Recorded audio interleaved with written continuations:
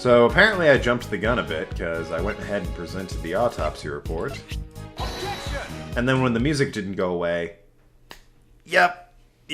I assume... I jumped the gun a little bit. That one's on me. I'm probably going to get chewed out for that one. And that one's fair. That report was so obviously it, and when it didn't immediately get rid of the music, I assumed it wasn't giving it to me. Okay, that's my bad. This episode's called My Bad. I'll have to remember that one. Dr. Young, please confirm what this autopsy report says with your own eyes. I'll read it out for you. Ow.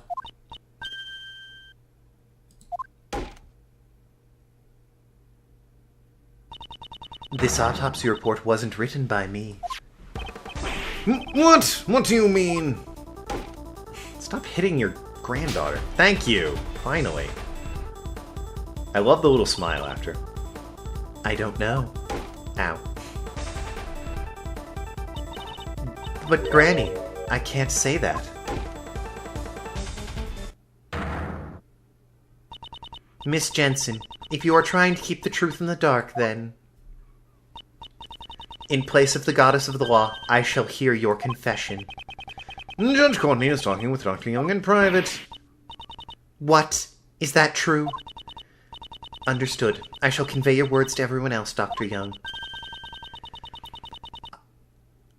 I properly relayed the autopsy report orally to that child.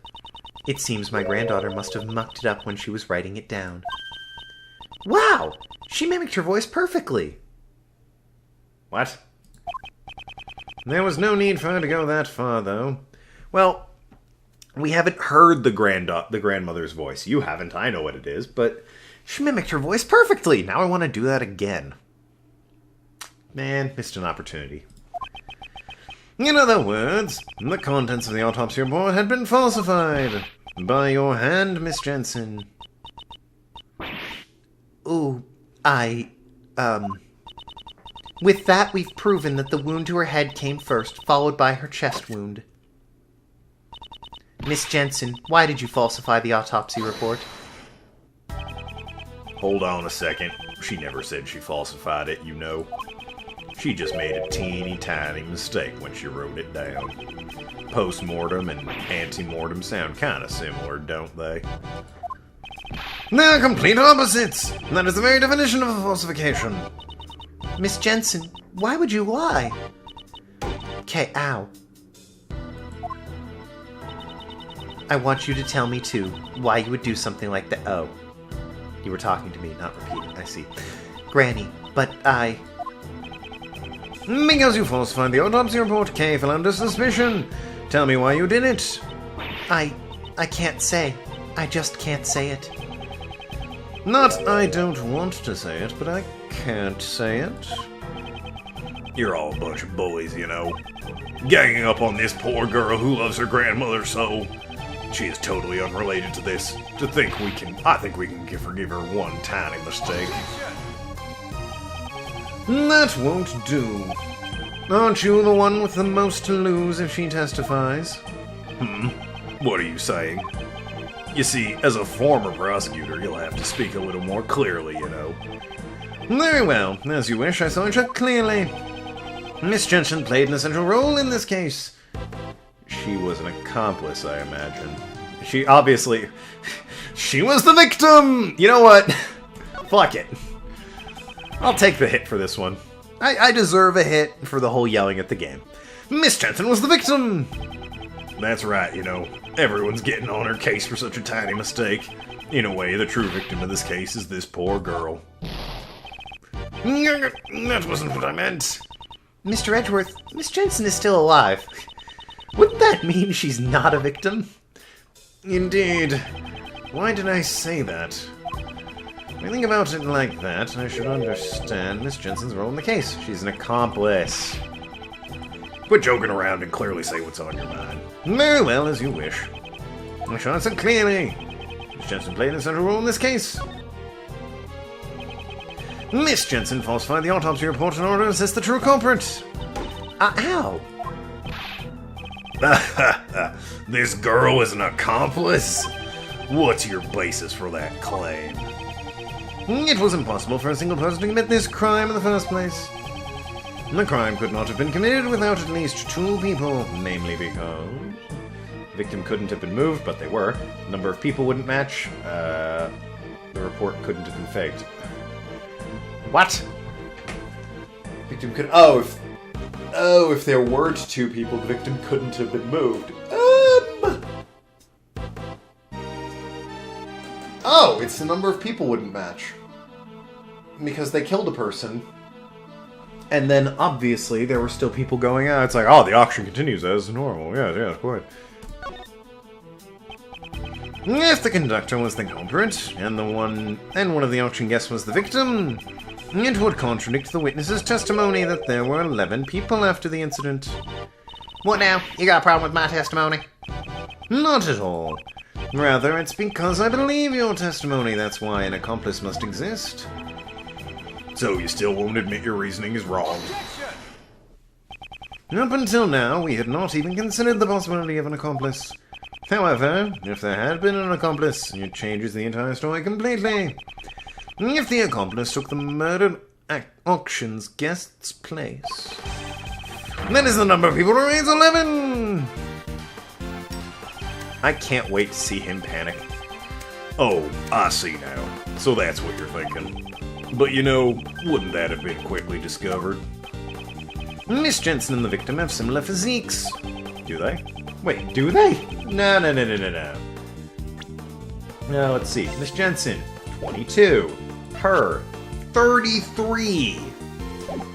I guess if you're wearing enough heavy clothes and have a voice changer... still. If she wore the victim's mask, she would have easily taken her place. Miss Jensen, did you switch places with the victim? I wouldn't. Who was the conductor? In other words, tell me who the true culprit is. I can't. I mean, that would also cause trouble for Granny. Ow. But Granny, I will accept whatever wrongs you may have done. Just tell me everything. Granny.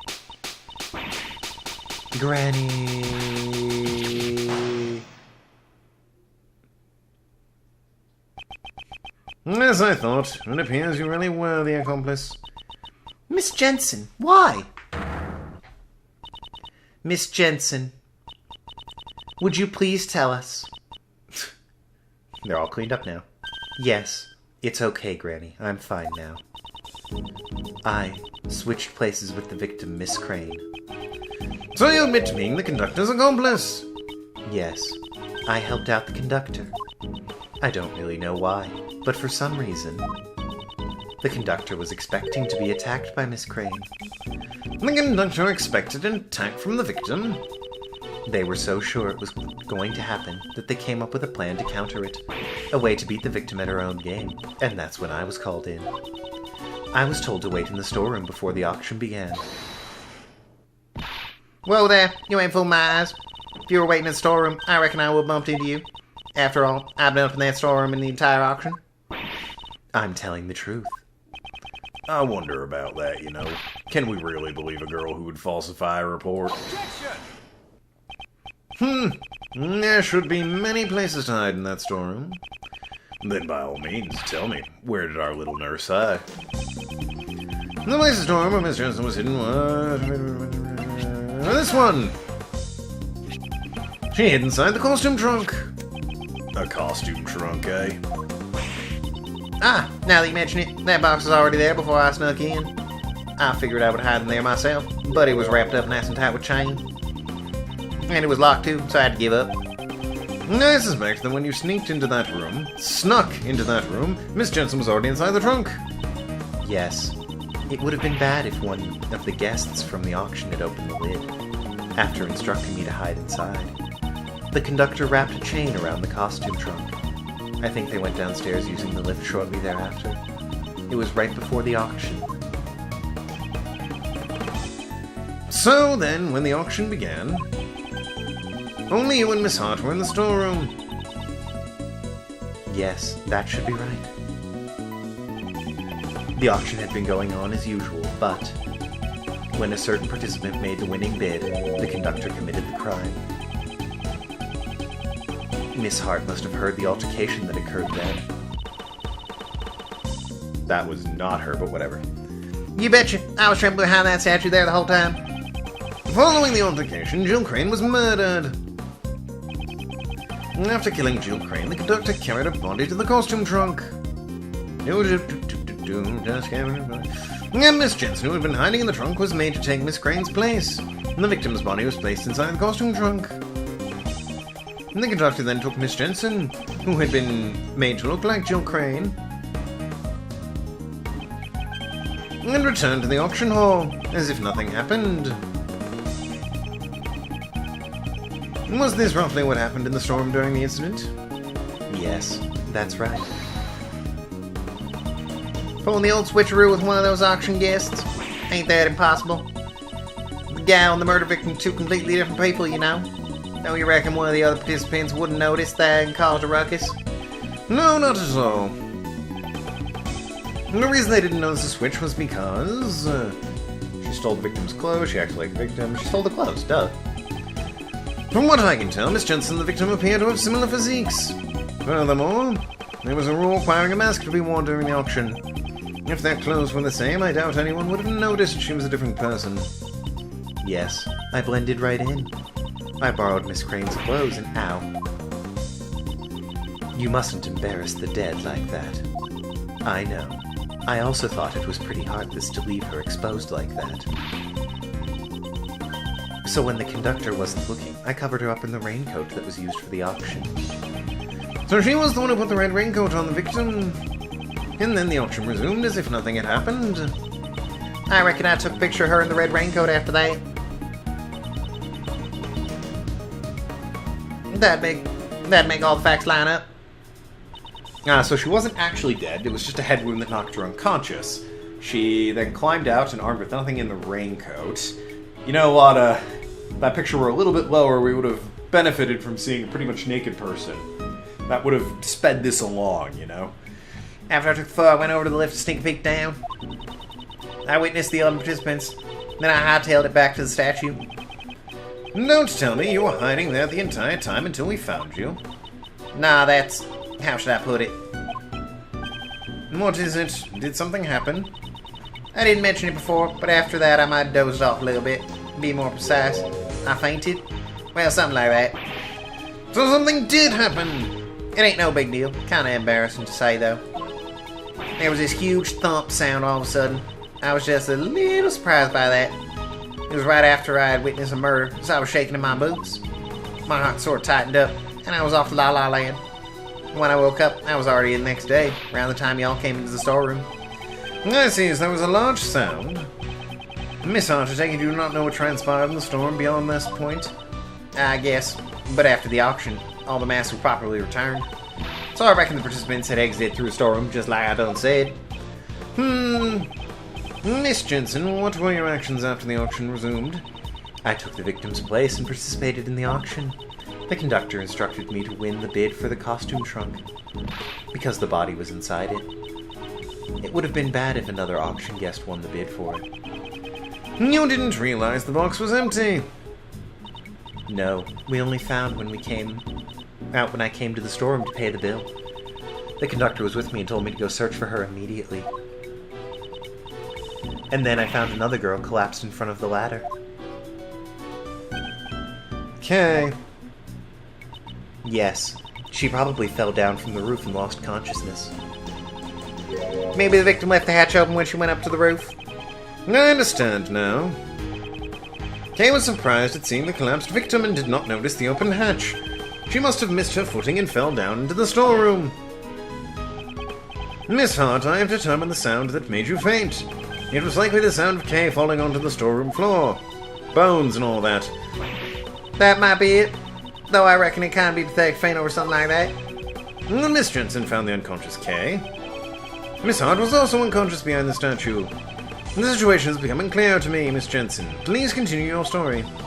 After I found Kay and the victim, I put them both in the trunk. If the customers at the auction found out, there would have been a huge commotion. Was this an order from the conductor as well? Yes, it was. But since I secretly decided to put the raincoat on Miss Crane, I had to dispose of the raincoat without the conductor noticing. So the conductor didn't anticipate the raincoat becoming another piece of evidence? And finally, we dressed Miss Crane in a spare conductor's outfit. I see. In doing so, you made the victim appear as if she was the conductor. In the end, the auction ended without anyone noticing anything. Miss Jensen, your crimes have become clear. If you know anything else, please hold nothing back. I want to help you more, but that is all I know. If I had to say, there is just one thing that bothers me. When I took Miss Crane's place, I borrowed her clothes. But there was no way for me to borrow her hair. Ow! What kind of coroner's assistant goes around stealing a corpse's hair? I wouldn't think that robbing the deceased of their clothes would be questionable enough. Both the color and the length of our hair is different, so I was worried about how to disguise it. However, the conductor even had a wig prepared for me. In fact, he had two of them. Inside the costume trunk, there was both a straight wig and a wavy wig. 2 wigs? Why were there 2? Who knows? Maybe it was a precaution, in case the victim had changed her hairstyle. I ended up using the straight wig to match Miss Crane's hair. So that means the wavy wig was left unused. Well, I have an interesting theory. Let's take a look at this organizer. Is that really all you know? So, let's look at this organizer. She used the straight wig. That makes sense. There was, however, a wavy wig. I need to look at this guy again to see how long his hair. His beard is the huge one, but, yeah, his hair is definitely wavy. Perhaps they knew... Perhaps Jill Crane was prepared to kill the conductor, who is obviously Blaze here, but was also in on this bizarre plan? So the idea was if Jill wound up killing him, they would take the wavy wig and then just return as normal? That's an odd thing, but there's no way the 2 wigs are as innocuous as it depends on which way she wore her hair. I refuse to believe that. Is that really all you know? Yes. Yep, that's really all I know. So that means you don't know who the conductor is. I'm sorry. I only knew the person as the auction conductor. Why did you help them then? I never saw the person without the mask on. The conductor seemed to be on guard. Towards everybody. At this rate... Yeah, could have been him. Edgeworth, is that all you got? Sorry about that. Even if the little nurse is an accomplice, it changes absolutely nothing, you know. In the end, the true culprit is still Kay Faraday. All you did was add another criminal, you know. I really don't see how. I was with the conductor, and then we found an unconscious Kay Faraday. Yep, obviously, she's also the conductor and therefore the murderer. They killed somebody. They killed a person and I took their place. Then we found Kay. I guess technically she wasn't dead is going to be the argument. Rule of law cannot be overturned. At least not for your sake. Oh, damn. That was my paycheck. Whoops. I had more. This is as far as I go. Am I unable to save Kay? Objection! Francesca! Yay! Francesca! Yay! What are you doing here? Didn't I tell you, Miles Edgeworth? Whenever there is a case, I will follow. Prosecutor Von Karma, your hard work is most appreciated. This is a crowded room. However, don't get the wrong idea. I only came to find out the truth behind what happened to Kay Faraday. I don't plan on forgiving you for abandoning the prosecutor's path. I'll get it back just after this case. Shut up, Francesca. I understand. You should thank your former subordinate. He gave me some valuable information which may save Kay Faraday. Detective Gumshoe did. Listen well, Miles Edgeworth. This will be our final piece of evidence. Jill Crane suffered the wound to the head first.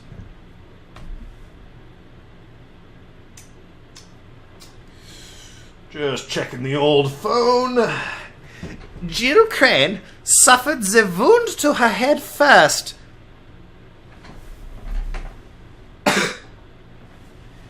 Well, where's the uproar? That is a vital piece of information, no?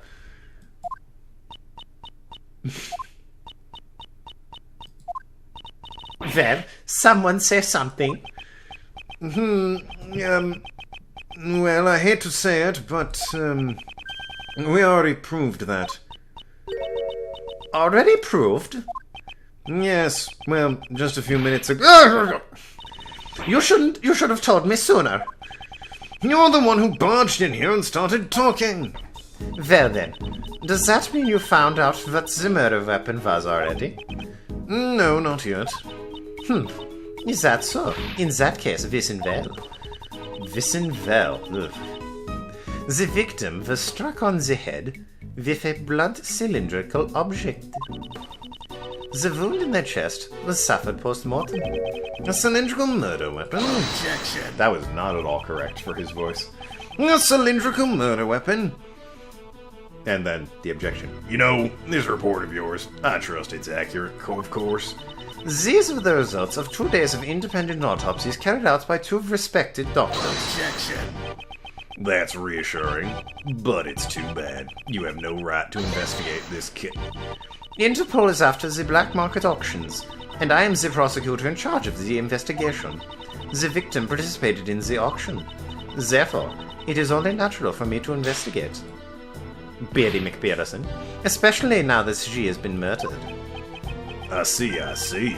Clever girl, little Von Karma. Who did that? Oh, right. Sorry. Forgot you did that. Preoccupied, thinking about Gunsmoke. Then it has been settled. The victim died from blunt force trauma to the head. Oh! A cylindrical object, and all of a sudden a certain someone stopped hearing a gavel at the auction. I wonder what it could have been. Autopsy report updated.